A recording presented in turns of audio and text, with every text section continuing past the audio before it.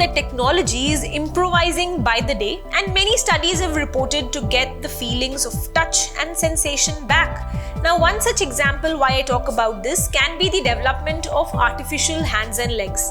Now, these are developed in such a way where one can move the muscles with the help of the electrical signals, which help to control it with the one's own muscle signals in the residual limb.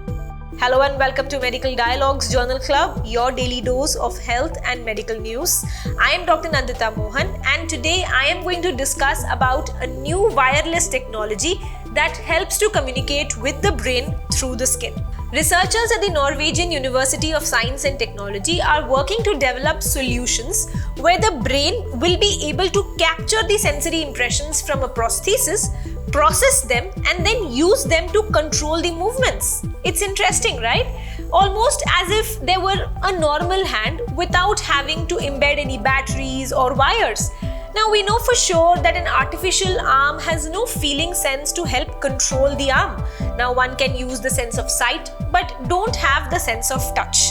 The researchers are trying to develop a solution that integrates a number of sensors on the arm and hands and send signals to the part of the brain that will actually process this type of sensory impression.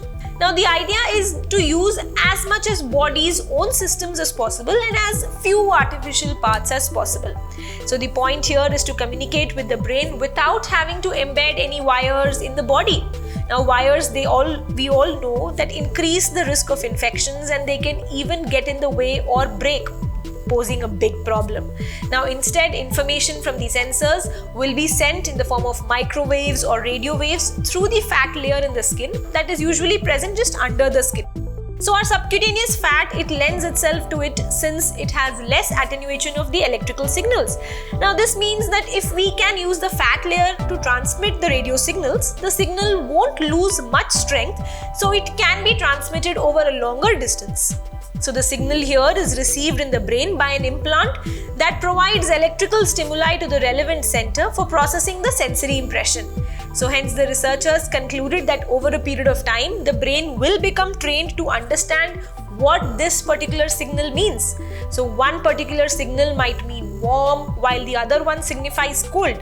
Now, they currently have good knowledge of how the brain processes this kind of information, and we know how the brain is able to learn to interpret new signals. That's all for today. Stay tuned to Medical Dialogues for latest updates. Never miss a medical update from Medical Dialogues. Like, subscribe, and press the bell icon.